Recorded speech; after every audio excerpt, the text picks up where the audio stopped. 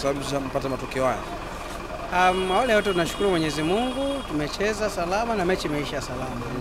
Ni kweli sisi mechi haiko kwenye mpango wetu sana, kwa sababu kama ambavyo hata jana tumepiga story, malengo yetu ni kwa kuconcentrate na mechi ya ligi kuu, ni mechi ya championship, kupandisha timu. Kwa hiyo huko tulikuja, lakini tukukamilisha ratiba. Ndio maana hata ukiangalia jinsi ambazo mwalimu amepanga kikosi kwa mara ya kwanza na kikosi ilivyokuja kwa twist kwa mara ya pili, inapoonyesha kabisa kwamba wao malengo yao hayakuwa ni. Lakini kile ambacho timu yako imekionyesha leo hii mkiwa kama uongozi, mmeridhishwa nacho? Nafikiri benchi la ufundi kwanza hili jambo tunawaachia wao. Nafikiri kwamba wote tuko uwanjani na wameona performance kwa kila mchezaji mmoja mmoja.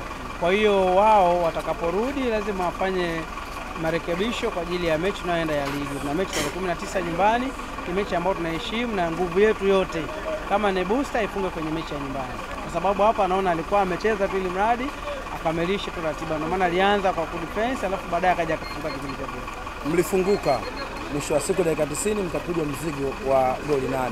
Na ni ukaribishi wa ligi kuu soka Tanzania bara ya NBC. Mchezo huu unawapeleka katika maandalizi makubwa zaidi ya kurejea katika ligi kuu soka Tanzania bara ya NBC. Yaani ni kweli lazima huko tujue kabisa kwamba huko unapokuja lazima uje kikubwa. Kwa sababu tumezoea mpira wa ligi daraja la kwanza. Kwa hiyo tukifanikiwa kupanda kama malengo yetu jinsi ambavyo tumejiwekea, lazima tucheze kikubwa kwa sababu sio mara ya kwanza, na katika miaka yote ambayo tumekutana na Yanga leo amenipa pigo takatifu. Kweli leo ameniadhibu. Leo unakubali? Yaani leo nimekubali, ameniadhibu pigo kikatili yani. Yaani amenivuruga kila kitu, pamoja na kwamba ilikuwa tuko kwenye malengo ya kushindana sana, lakini magoli tuliyofungwa ni mengi. Unajua timu ikifungwa magoli mengi kuna hali fulani mnatoka kimchezo. Kwa hiyo wale kufungwa wao kikaa kichwani wao inatutoa. Kwa hiyo nafikia mwalimu ameona ataenda kufanyia kazi kwamba tuachane na masuala ya FA imeisha, tudili na ligi mechi ya daraja la kwanza ile timu yetu iweze kupanda.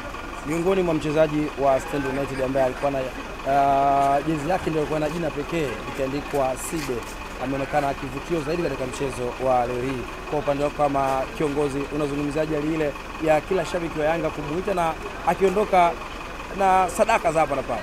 Side naweza nikasema kwamba ile ni advantage na imekuwa ni fursa kwake, kwa sababu unapocheza na timu kubwa kama Yanga kuna vitu ambavyo lazima unufaike navyo. Kwa mfano yeye amecheza, ameonekana, lakini katika kuonekana watu wameona kila alichonacho. Ni mchezaji mdogo kuliko wachezaji wote, lakini mara ya kwanza aliingia kwa kutokujiamini, lakini mara ya pili alivyorudi kwenye utimamu akacheza mpira, watu wameona kwamba huyo mdogo kumbe ana kitu.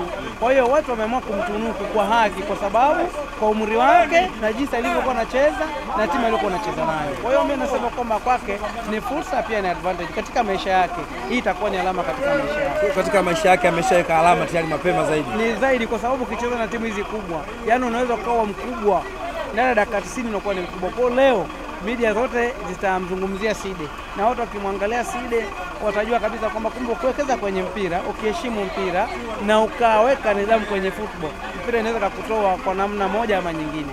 Bwana katibu, sisi tukukaribishe ligi kuu ya soka Tanzania bara ya NBC, maana natumaini miongoni mwa timu ambao itakuwepo ligi kuu msimu ujao. Labda mimi nikadharishe watu kwamba Yanga kunifunga 8 sio kwamba labda ndo kiwango. Unataka kupiga mkwala bado katibu? Mimi nakwambia ukweli. Ninapo yani tukipandisha timu kama tumeingia ligi kuu, tunakuja kivingine. Hata wao wanaelewa. Lazima, ndio maana nimekwambiaje, mapambano ya ligi kuu tunajua kwamba tunapambana kikubwa.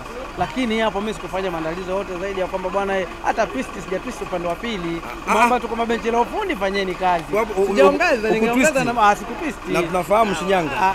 Kama kawa. Yaani kama unavyojua. Kwa hiyo mimi nikwambie tu kwamba tukiingia ligi kuu tunakuja kikubwa, kwa sababu tunaheshimu huku tumehangaika kwa muda takriban miaka 4 tunaelekea 5. Kwa hiyo tukifanikiwa kupandisha timu tutahakikisha kabisa kwamba tuendelea kubaki ligi kuu mpaka kwa msimu na sisi tuenjoy kama ambavyo wengine wanavyoenjoy. Asante sana, shukrani sana. Asante sana.